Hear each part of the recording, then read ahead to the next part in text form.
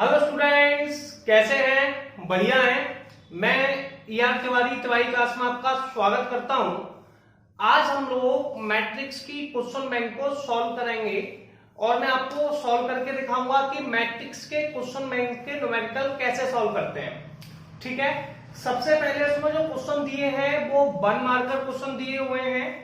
ठीक है, तो पहले 1 मार्कर मतलब ऑब्जेक्टिव में दिए हुए हैं, तो पहले दो क्वेश्चंस को समझते हैं क्या लिखा हुआ है। सबसे पहले क्वेश्चन आपको आपकी स्क्रीन पे दिखाई दे रहा होगा, दिखाई दे रहा है। तो सबसे पहले एक बार क्वेश्चन आप अपने या तो कॉपी में देख लीजिए या फिर स्क्रीन पे देख के पढ़ लीजिए। ठीक है, इसके बाद देखिए क्वेश्चन में क्या लिखा है। हिंदी और इंग्लिश में क्या है, restrictions on N K and P so that P Y plus W Y will be defined R. तो एनपी में क्या रिस्ट्रिक्शंस हो जाएंगे कि P Y W Y defined है। इस क्वेश्चन में हम लोगों को ऑर्डर दिया हुआ है, x का ऑर्डर 2 इंटू एन दिया हुआ है, y का ऑर्डर 3 इंटू के दिया है, z का ऑर्डर 2 इंटू पी दिया है, w का ऑर्डर n इंटू 3 दिया है, p का ऑर्डर p इंटू के दिया है। अब देखिए सबसे पहले कंडीशन क्या बनती है, हमें निकालना क्या है, पी वाई प्लस के डब्ल्यू वाई, ये हमें फाइंड आउट करना है। क्लियर है? तो देखिए ऑर्डर का सबसे पहले प्रॉपर्टी मैं आपको समझाता हूं कि सबसे पहले p का ऑर्डर लिखिए। p का ऑर्डर कितना है, p इंटू के। तो आपने सबसे पहले p की वैल्यू लिखी जो थी p इंटू में k, फिर आपने y का आंसर लिखा जो था 3 इंटू में k, प्लस w का ऑर्डर क्या था n इंटू 3, y का ऑर्डर कितना था 3 इंटू k। अब देखिए सबसे पहले हमें वैल्यू को ये समझना पड़ेगा कि वैल्यू दी कैसी है। देखिए वैल्यू जब मल्टीप्लाई करना होता है, ऐसे पी वाई का मल्टीप्लाई है और डब्ल्यू और वाई का मल्टीप्लाई है।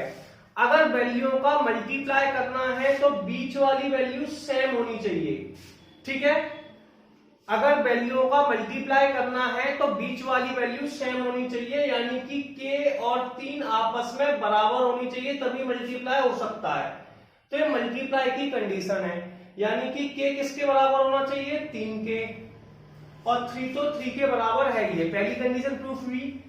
और बेटा ये बीच की वैल्यू होती है वो सेम होनी चाहिए। सेम होने के बाद क्या होता है, ये बीच की वैल्यू आपस में चिपक जाती है। मैंने आपको कॉन्सेप्ट समझाया था, या फिर आप कह सकते हो कि कैंसिल हो जाती है, मतलब फर्स्ट रो कॉलम वाइज होता है, तो फर्स्ट और लास्ट का आंसर होता है। तो इसका आंसर हो जाएगा p इंटू के, और इसमें भी बीच की वैल्यू खत्म, तो फर्स्ट और लास्ट की वैल्यू लिखेंगे तो ये हो जाएगा n इंटू के। पहला वर्ड क्लियर। अब दूसरा वर्ड क्या होता है, जब किसी वैल्यू को ऐड और सब्ट्रैक्ट करना है, क्या करना है, ऐड और सब्ट्रैक्ट, तो उन दोनों के ऑर्डर सेम होने चाहिए। ऑर्डर सेम मतलब पहली वैल्यू पहले के बराबर होनी चाहिए, यानी कि p किसके बराबर होना चाहिए, n के। अगर ऐसा कोई क्वेश्चन है तो पहली वैल्यू पहले के बराबर होगी और आखिरी वैल्यू को आखिरी वैल्यू के बराबर होना चाहिए। तो p बराबर n और k बराबर 3 होना चाहिए। तो इस तरीके से न्यूमेरिकल हमारा सॉल्व हो जाता है और इसका आंसर आ जाएगा k बराबर 3 और p बराबर n। ठीक है, ये आपका पहला क्वेश्चन हो गया। क्लियर हुआ यहाँ तक? कोई समस्या किसी को?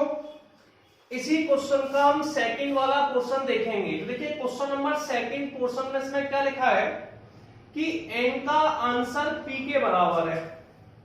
n का आंसर किसके बराबर है, p के। तो 7x माइनस के 5z की वैल्यू बतानी है। किसकी वैल्यू बतानी है, 7x माइनस के 5z की। तो पहला वर्ड आपके पास हो गया कि n की वैल्यू p के बराबर है, तो 7x माइनस के 5z की वैल्यू बतानी है। सबसे पहले x का वैल्यू लेंगे फिर z का। तो x का ऑर्डर हमारे पास कितना है, तो हमने देखा x का जो ऑर्डर है वो 2 इंटू एन है। कितना है, 2 इंटू एन, तो 2 इंटू में n। z का ऑर्डर कितना है, z का ऑर्डर है 2 इंटू पी, 2 इंटू पी। अभी हमने बात की थी मल्टीप्लाई या प्लस वाले केस में इन दोनों के ऑर्डर सेम होने चाहिए, यानी कि पहली वैल्यू पहले के बराबर होनी चाहिए और लास्ट वैल्यू लास्ट के। तो देखिए n बराबर p तो क्वेश्चन में दिया है, तो या तो आप क्वेश्चन के आंसर को 2 इंटू एन लिख सकते हैं, या फिर आप क्वेश्चन के आंसर को 2 इंटू पी लिख सकते हैं। तो ऑब्जेक्टिव में से जो भी ऑब्जेक्टिव आपको 2 इंटू एन या 2 इंटू पी में से कोई भी आंसर दे रहा हो, आप उसे ऑब्जेक्टिव में टिक लगा सकते हैं। तो ये आपका पहला क्वेश्चन और दूसरा क्वेश्चन ऑब्जेक्टिव का कंप्लीट हो गया। चलिए अब हम लोग नेक्स्ट क्वेश्चन समझेंगे कि अगले क्वेश्चन में क्या लिखा हुआ है। क्वेश्चन हमसे कह रहा है कि A and B are symmetric matrix, A और बी सममिताभ्यु है। सिमेट्रिक मैट्रिक्स को सममिताभ्यु कहते हैं। तो देखिए इसका एक बहुत बड़ा मतलब है कि ए और बी सिमेट्रिक मैट्रिक्स है। अगर ये सिमेट्रिक मैट्रिक्स होते हैं, इसका मतलब है ए डैश का मान ए के बराबर होगा और बी डैश का मान बी के बराबर होगा। डैश को यहाँ पर ट्रांसपोज कह रहे हैं, तो ए का ट्रांसपोज ए के बराबर होगा, बी का ट्रांसपोज बी का बराबर होगा। ठीक है, क्लियर है। इसे सिमेट्रिक यानी कि सममिताभ्यु कहते हैं। तो पहला वर्ड क्लियर हो गया। ऑब्जेक्टिव क्वेश्चन है, उसने पहले क्वेश्चन में लिखा था A and B are symmetric matrix, A और बी सममिताभ्यु है। ए और बी अगर सममिताभ्यु है तो ए डैश ए के बराबर है और बी डैश बी के बराबर है। हमें अपनी राय देनी है ए बी माइनस बी ए के बारे में। चलिए सबसे पहले सी पे स्टार्ट करते हैं। ए बी माइनस के बी ए का आपको निकालना है। उसमें कुछ ऑब्जेक्टिव्स में दिया है, सिमेट्रिक है, स्क्यू सिमेट्रिक है। मैंने आपको पहले भी समझा चुका हूं कि किसी भी क्वेश्चन में अगर आपको ये पता करना हो कि ये सिमेट्रिक है कि स्क्यू सिमेट्रिक है, आप उसका हमेशा ट्रांसपोज निकालते हैं। क्या निकालते हैं? ट्रांसपोज। तो इसका ट्रांसपोज निकालने वाले हैं। ठीक है, अब ट्रांसपोज की प्रॉपर्टी में जैसे किसी में प्लस या माइनस का साइन लगा होता है, मैं प्रॉपर्टी समझाता हूं, ए माइनस बी का डैश, तो आप इसको डायरेक्ट दोनों पे लगा सकते हैं, ए डैश बी डैश। ठीक है, तो ऐसे इस पे भी लगाता तो आप इसे लिख सकते हैं ए बी का डैश माइनस के बी ए का डैश। क्लियर है। अब मल्टीप्लाई वाली प्रॉपर्टी लगा लीजिए। मल्टीप्लाई की प्रॉपर्टी क्या कहती है कि जैसे कहीं पर ए बी का होल डैश है, क्या है? ए बी का होल डैश, तो इसमें पहले लास्ट वाली को फिर पहली वाली वैल्यू को लिखते हैं। तो पहले लास्ट वाली वैल्यू को लिखेंगे यानी कि बी का डैश, फिर पहली वाली को लिखेंगे ए का डैश, तो आंसर हो जाएगा बी डैश ए डैश। ठीक है, तो ए बी का डैश हमारा हो जाएगा बी डैश ए डैश। ऐसे ही ए बी का डैश करेंगे तो ये हो जाएगा ए डैश बी डैश। क्लियर है। अब किसी भी क्वेश्चन का अगर ट्रांसपोज निकालना है, क्या निकालना है? ट्रांसपोज। तो उसमें एक सिंपल सा वर्ड यूज करने वाले हैं कि ए डैश की वैल्यू ए के बराबर होती है और बी डैश की वैल्यू बी के बराबर है, क्योंकि क्वेश्चन कह रहा था ये सिमेट्रिक यानी कि सममिताभ्यु है। मैं आपको दोनों ही लैंग्वेज में बता रहा हूं। तो इसका मतलब है बी डैश का आंसर तो बी के बराबर है और ए डैश का आंसर ए के बराबर है। ए डैश का आंसर ए के बराबर है, बी डैश का बी। इसमें से माइनस का साइन कॉमन ले लीजिए। तो जैसे ही आप माइनस का साइन कॉमन लेंगे तो ये हो जाएगा ए बी माइनस के बी ए। अब हमने क्या देखा, सबसे पहले वैल्यू हमारे पास कौन थी? ए बी माइनस बी ए का होल डैश माइनस के ए बी माइनस के बी ए, ये आपस में बराबर हैं। और जब कोई क्वेश्चन इस तरीके से इक्वल होता है तो ऐसे मैट्रिक्स को स्क्यू सिमेट्रिक मैट्रिक्स कहते हैं। स्क्यू सिमेट्रिक मैट्रिक्स यानी कि विषम सममित आव्यूह। ठीक है, क्लियर है। और ये हमें ऑप्शन नंबर ए में दिया हुआ है, तो ऑप्शन नंबर ए करेक्ट है हमारा। और हम लोग ऑब्जेक्टिव को भी थ्योरेटिकल प्लस ऑब्जेक्टिव दोनों पैटर्न से पढ़ रहे हैं, जिससे हमें हर चीज क्लियर हो जाए। देखिए सबसे पहले फोर्थ क्वेश्चन में लिखा है कि ए की value cos alpha minus sine alpha cos alpha है, a plus A dash I के बराबर है, तो अल्फा का मान ज्ञात कीजिए, find the value of alpha.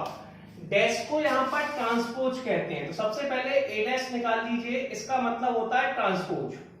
अब कई लोग सोच रहे होंगे कि ट्रांसपोज क्या होता है। किसी भी क्वेश्चन में ट्रांसपोज का मतलब होता है कि उस क्वेश्चन में हम रो को कॉलम में चेंज कर देते हैं।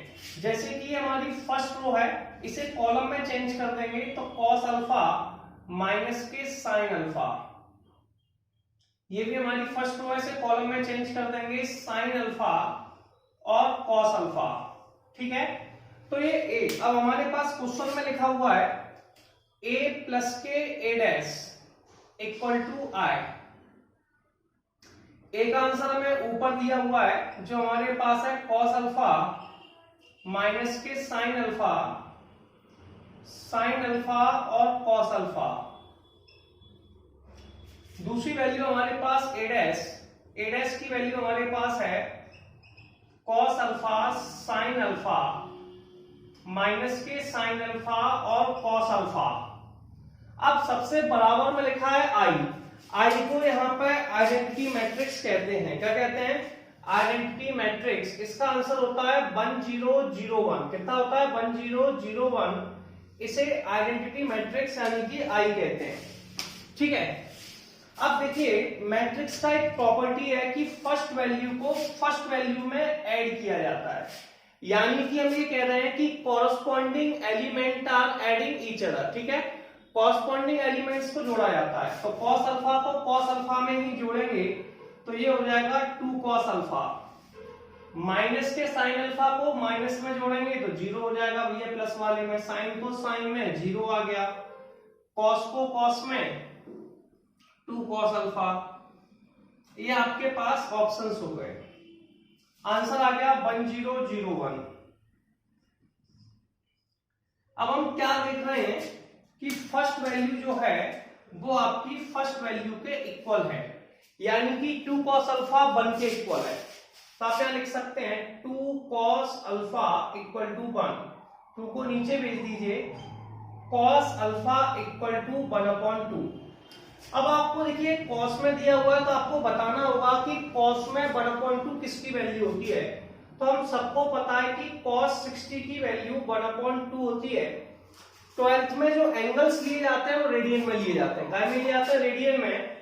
इसे cos π/3 कह देंगे। क्या कह देंगे? cos π/3। तो cos alpha equal to cos π/3, तो अल्फा बराबर π/3। तो ऑप्शंस में π/3 वाला ऑप्शन राइट है, टिक कर लीजिए। अब अगला क्वेश्चन देखेंगे कि नेक्स्ट क्वेश्चन क्या लिखा हुआ है। क्वेश्चन नंबर 5 भी एक ऑब्जेक्टिव क्वेश्चन है। इसमें लिखा है ए तथा बी एक दूसरे के व्युत्क्रम हैं, मतलब उल्टे हैं। ठीक है, एक ए है तो एक ए इनवर्स है। तो ए और बी इनवर्स होगा। अगर ये एक दूसरे के व्युत्क्रम है तो ए और बी या फिर बी और ए का मल्टीप्लाई 1 के बराबर होगा, और 1 को यहाँ पे आई कहते हैं। ठीक है, अगर तो हमें से एक प्रॉपर्टी भी पड़ी है a इंटू ए इनवर्स, और a इनवर्स इंटू ए बराबर में आए। ठीक है, तो हमारे पास एक प्रॉपर्टी में ऑब्जेक्टिव में हम लगा देंगे ए बी बराबर बी ए बराबर में 1। क्वेश्चन नंबर 6 में क्या लिखा है कि 3x plus 7 5y plus 1 2 minus के 3x से बराबर है। तो इसमें से हमें एक ऑप्शन सिलेक्ट करना है कि कौन सा वाला ऑप्शन करेक्ट होगा। तो देखिए पहली वाली वैल्यू पहले के बराबर होगी, यानी कि 3x प्लस 7 किसके बराबर होगी? 0 के। तो आपने लिखा 3x प्लस 7 बराबर में 0। 3x बराबर -7। x का आंसर आ गया माइनस के 7/3। ठीक है, अब दूसरी वैल्यू पे गए। 5 किसके बराबर होगी? बाई -2 के। तो 5 को आप लिख देंगे बाई -2 के बराबर। -2 को इस साइड ले गए तो बाई का आंसर 7 आ गया। ठीक है, बाई प्लस 1 किसके बराबर है? 8 के। तो बाई प्लस 1 बराबर में 8। इसको इस साइड ले आए तो बाई का आंसर 7। 2 माइनस के 3 किसके बराबर है? 4 के। 2 को इस साइड ले आए, माइनस के 3x बराबर 2 आ गया। x का आंसर आ गया माइनस के 2/3। अब प्रॉब्लम क्या है कि अगर हम x का आंसर दो वैल्यू आ रही है, पहली माइनस के 7/3, दूसरी माइनस के 2/3। अगर पहले x की वैल्यू को लेंगे तो लास्ट वाले x की वैल्यू अनसेटिस्फाई हो जाएगी। समझ रहे हैं? अगर पहले वाले को मनाएंगे तो लास्ट वाला बुरा मान जाएगा, अगर लास्ट वाली वैल्यू को मनाएंगे तो पहली वाली वैल्यू बुरा मान जाएगी। इसलिए अब ये दो आंसर निकालना पॉसिबल नहीं है, तो आप लिखेंगे ज्ञात करना संभव नहीं है। ठीक है, not possible to find, not possible to find, तो इस आंसर को हम लोग कैलकुलेट नहीं कर सकते हैं। तो हम इसमें जो ऑप्शन हमें दिए हैं उसमें टिक लगा देंगे, ज्ञात करना संभव नहीं है। ठीक है, अब 1 मार्कर में लास्ट क्वेश्चन देखेंगे कि लास्ट क्वेश्चन क्या लिखा हुआ है। क्वेश्चन है 3 into 3 कोटि के ऐसे अवयवों की कुल कितनी संख्या होगी जिनमें प्रत्येक प्रविष्टि 0 या 1 है।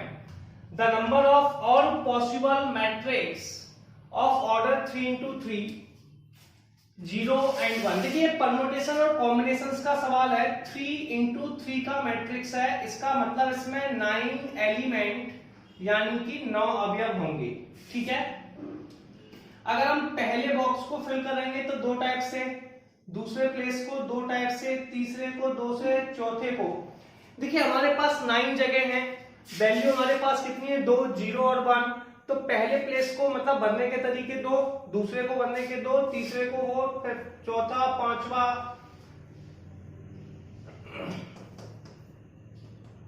ठीक है, तो टोटल हो गए 2 की पावर 9, यानी कि 9 प्लेस को भरने के तरीके 2 की पावर 9 और 2 की पावर 9 होता है 5, 1, 2। और ये क्वेश्चन नंबर 7 भी हमारा कंप्लीट हो गया। अब हमारे पास जो न्यूमेरिकल्स का टाइप है वो 2 मार्क्स का, 4 मार्क्स और 5 मार्क्स के न्यूमेरिकल है। तो देखिए पहले हम समझते हैं ऑर्डर्स को थोड़ा सा। ऐसे कभी आपको किसी वैल्यू का ऑर्डर यानी कि क्रम बनाना है तो आप कैसे बनाएंगे। मान लीजिए आपके पास 5 एलिमेंट है, कितने हैं 5 एलिमेंट्स हैं, इसका ऑर्डर बनाना है, कितने पॉसिबल ऑर्डर होंगे। तो आप ये देखेंगे कि 5 का मल्टीपल क्या क्या हो सकता है, वही उसके पॉसिबल ऑर्डर कहलाने वाले हैं। तो हम इसे लिखेंगे 1 into में 5 और दूसरा लिखेंगे 5 into में 1। ठीक है, ऐसे हम सेकेंड एग्जांपल्स के पास गए। सेकेंड एग्जांपल पे हम लोगों ने बात की, क्लियर है, क्या बात की कि अगर हमारे पास किसी में 8 एलिमेंट है तो उसके पॉसिबल ऑर्डर क्या होंगे। तो आप लिखेंगे 1 का 8 में मल्टीप्लाई हो सकता है, और ये हम क्रॉस कहते हैं 1 क्रॉस 8। आप मल्टीप्लाई के तौर पे देख सकते हैं 2 का 4 में, और क्या हो सकता है 4 का 2 में और 8 का 1 में। तो ये आपके पॉसिबल ऑर्डर हो गए। ठीक है, तो ऑर्डर आप बना लेंगे, कोई प्रॉब्लम नहीं है, मल्टीप्लाई वाला कॉन्सेप्ट है। अब हम लोग पहला क्वेश्चन देखते हैं कि क्या क्वेश्चन लिखा हुआ है। एक ऐसे अवयव की रचना कीजिए जिसके अवयव ए आई जे, कितने ए आई जे आपको दिया हुआ है 1/2 i माइनस के 3j। ठीक है, नीचे भी कंस्ट्रक्ट 3 into 2 मैट्रिक्स, हमें 3 into 2 का एक मैट्रिक्स बनाना है, तो 3 into में 2। अब 3 into 2 का मतलब है कि इसमें 3 रो हैं और 2 कॉलम हैं। पहली वाली वैल्यू को रो कहते हैं, दूसरी वाली वैल्यू को कॉलम कहते हैं। पहली वाली को हम कहते हैं रो, दूसरी वाली को कहते हैं कॉलम। इसमें 3 रो है और 2 कॉलम है। इसे लिखेंगे, लिखते कैसे हैं, पहले कॉलम लिख लीजिए, तो ये हो जाएगा A11, A12, फिर A21, A22, A31, A32। तो सबसे पहले हमने क्या किया, 3 रो और 2 कॉलम को बना लिया। पहली वैल्यू हमने निकाली A11, A11 मतलब पहली रो पहला कॉलम। तो देखिए अब हमें इसे निकालने के लिए A11, A12, A21, A22, A31, A32 की वैल्यू निकालनी होगी। 1 1 निकालते हैं, 1/2 हमारे पास वैल्यू है aij की 1/2 i माइनस के 3j। पहली वाली वैल्यू को i कहते हैं, दूसरी वाली को j कहते हैं। तो i का आंसर 1 है, j का आंसर भी 1 है। तो इसे लिखेंगे 1 माइनस के 3 into में 1, 1/2 मॉड में -2, 1/2 इंटू में 2 आ गया। सॉल्व करके आंसर आ गया 1। दूसरा हम निकालेंगे A12, 1/2 i का आंसर 1 है, j का आंसर 2 है। ठीक है, तो हम लिखेंगे 1 माइनस के 3 इंटू में 2, 1/2, 1 में से 3/2 गए, बचे कितने 3 इंटू 2 गए 5, तो ये आ गया 5/2।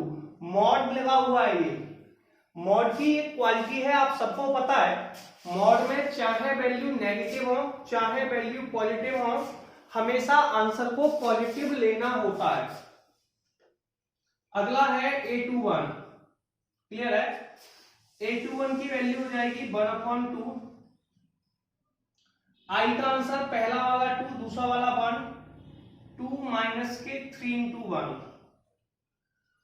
1/2 इंटू माइनस 1, 1/2 इंटू में 1, आंसर आ गया 1/2।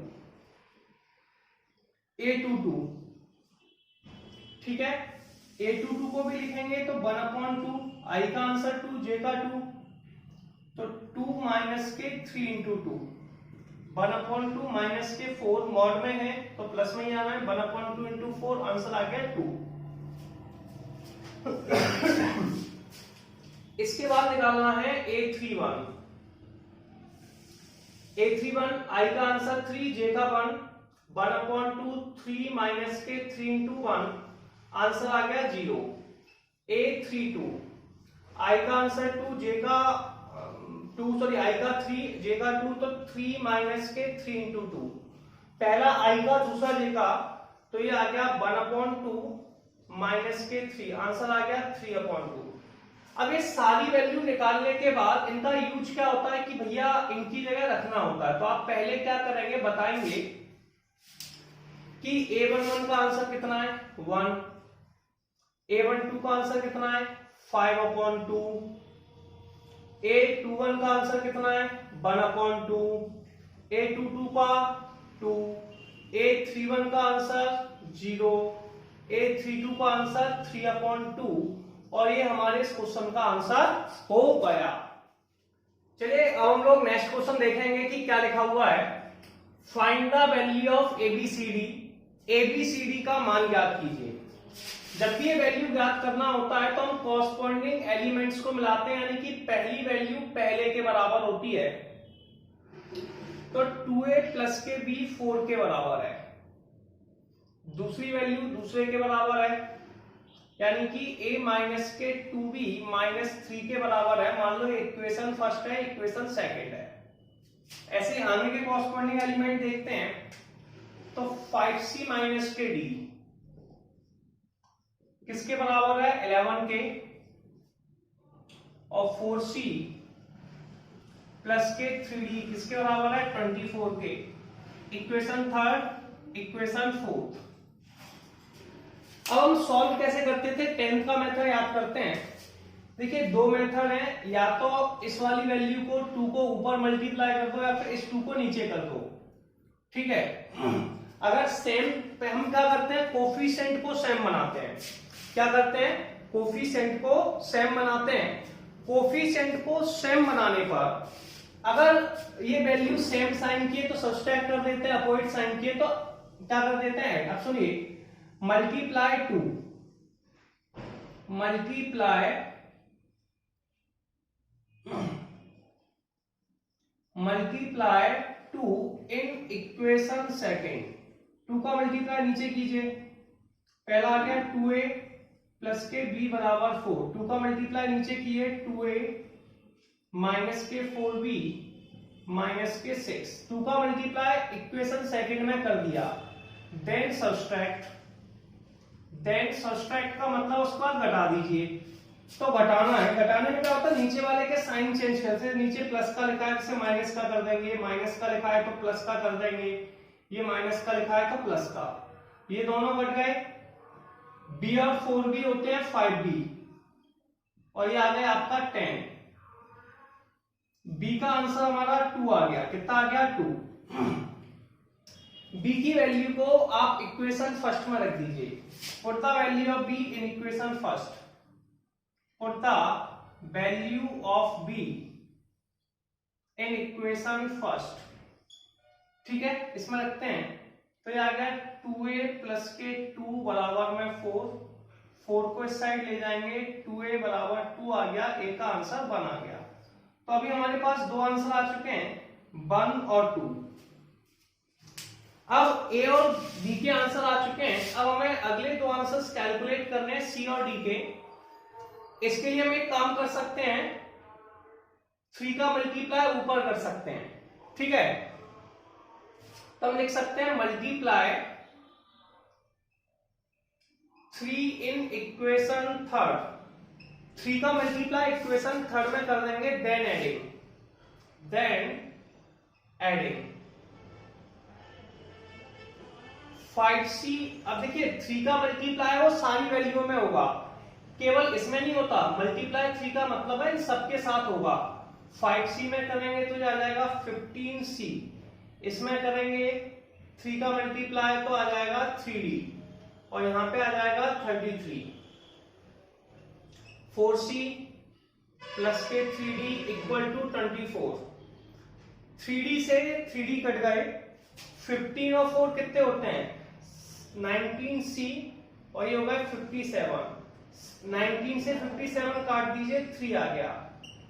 c की वैल्यू को या तो आप इस इक्वेशन थर्ड में लिख दीजिए या फिर आप इक्वेशन फोर्थ में लिख दीजिए। तो आप लिखेंगे put the value of c in equation third या फोर्थ, ठीक है। तो आप यहां लिख सकते हैं put the value of c in equation third में लिख दिया। थर्ड कितना है 5, c का आंसर कितना है 3, माइनस के d बराबर 11। 5 दिया 15 होता है, 11 को साइड ले आए, 15 माइनस 11 इक्वल टू d। तो d का आंसर हमारा आ गया 4। तो अभी हमारे पास a का आंसर 1 आया, b का आंसर 2 आया और c का आंसर 3 और 4। ये क्वेश्चन नंबर सेकंड कंप्लीट हो गया। नेक्स्ट क्वेश्चन क्या लिखा हुआ है वो देखते हैं। Construct a 2x2 matrix. एक 2x2 के आव्यूह की रचना कीजिए। तो सबसे पहले हमें 2x2 का मैट्रिक्स बनाना है, 2 into 2 का, जिसके एलिमेंट्स होते हैं a11, a12, a21 और a22। क्लियर है। इसमें हम लोगों को वैल्यू निकालनी है। सबसे पहले हम वैल्यू निकालेंगे a11 कितना, a11। a11 का देखिए हमें ये बनाना है, तो पहली वैल्यू में aij की वैल्यू लिख लीजिए। aij equal to i plus j का स्क्वायर अपॉन 2। अब सबसे पहले हमें a11 निकालना है। क्या निकालना है 11। इसमें i की वैल्यू 1 है, पहली वाली वैल्यू i की होती है, दूसरी वाली j की लिखाई है। तो पहली को पहली से मैच किया, दूसरी को दूसरी से मैच कर लिया। तो i की वैल्यू 1, j की 1, तो i की जगह 1, j की जगह 1। तो 1 प्लस 1 का होल स्क्वायर अपॉन में 2। 1 प्लस 1 कितना होता है 2, 2 का स्क्वायर 4 अपॉन 2। आंसर आ गया 2। a12 निकालते हैं। तो i की वैल्यू 1, j का 2, तो 1 प्लस 2 का होल स्क्वायर अपॉन 2, यानी कि 1 प्लस 2 3, 3 का स्क्वायर 9 अपॉन 2।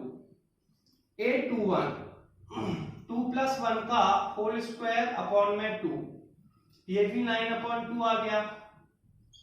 a22 2 प्लस 2 का होल स्क्वायर अपॉन 2, 2 2 प्लस 4, 4 का स्क्वायर 16/2, और ये आ गया 8। अब हमारे पास ये सारी वैल्यू आ चुकी हैं। इन सारी वैल्यू को हमें करना क्या होता है, ये सारी वैल्यू हमें यहाँ पर लिखनी होती है।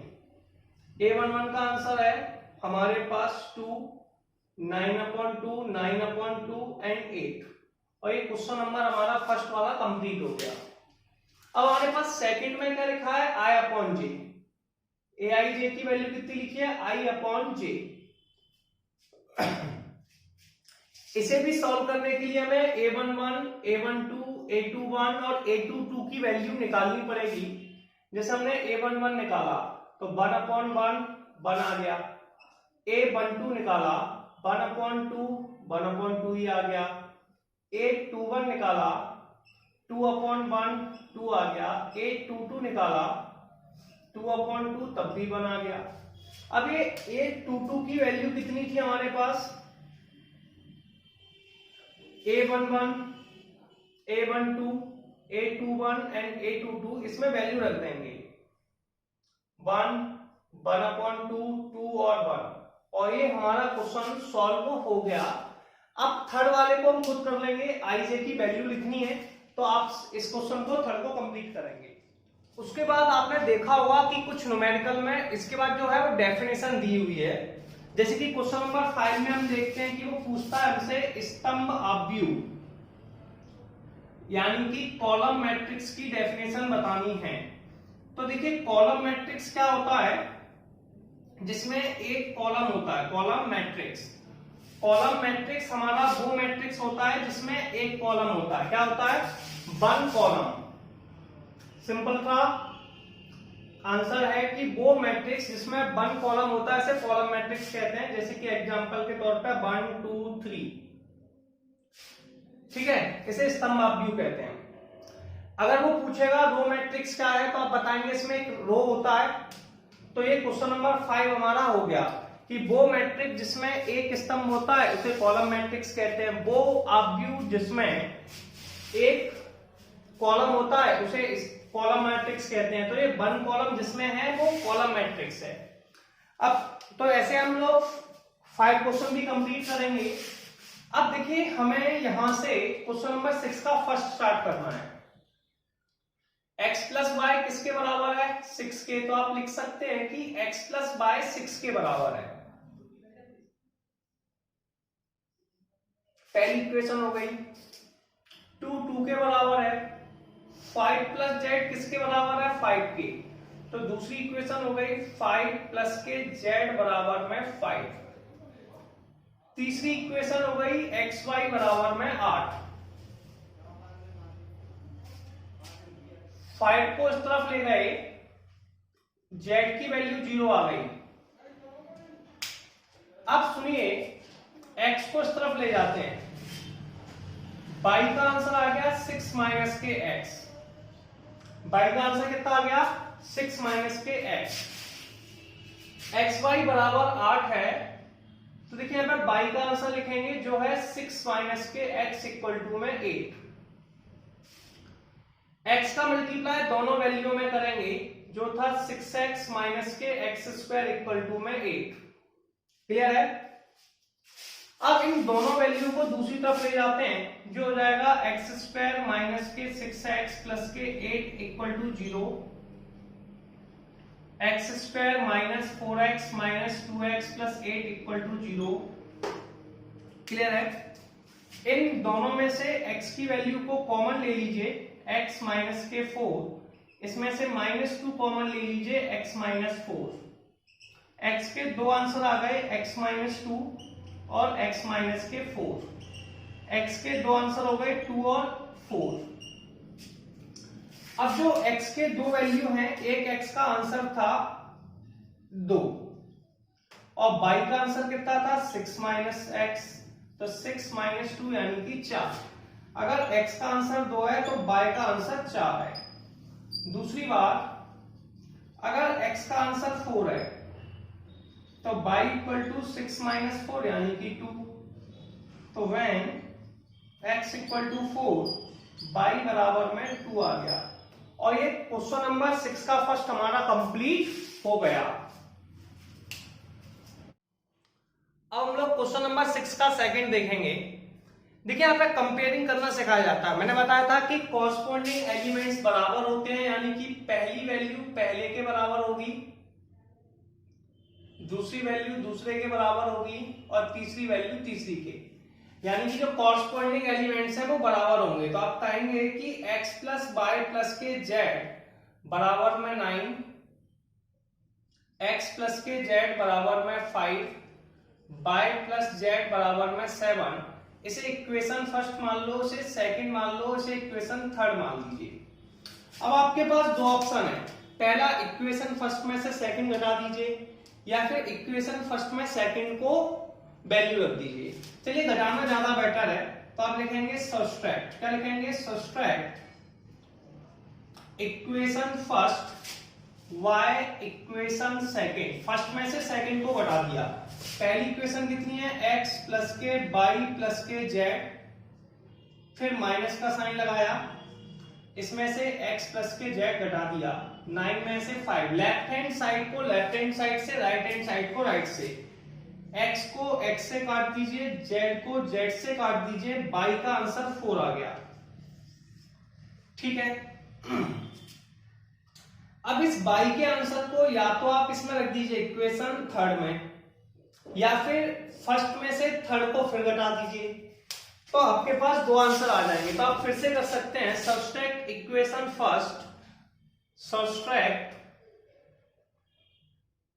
Equation first y equation third.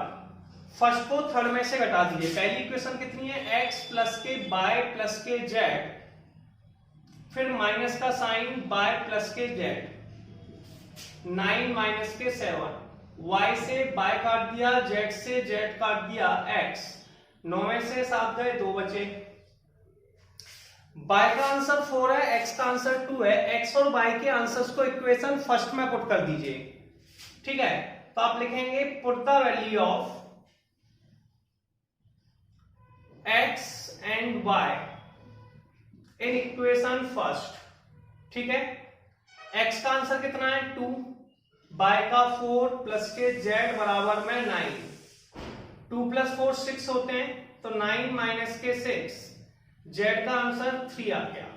तो हमारे पास तीनों आंसर्स आ गए। तो आप लिख सकते हैं x बराबर 2, y बराबर 4 और z बराबर 3।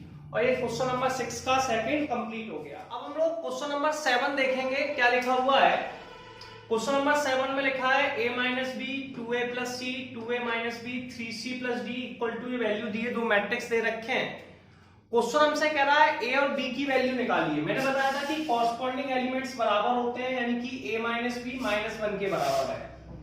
तो सबसे पहले लिखिए a minus b equal to minus 1। दूसरी वैल्यू कॉरस्पॉन्डिंग में सेकंड के बराबर 2a माइनस के b बराबर 0, 2a plus C equal to 5 और 3c plus d equal to 13।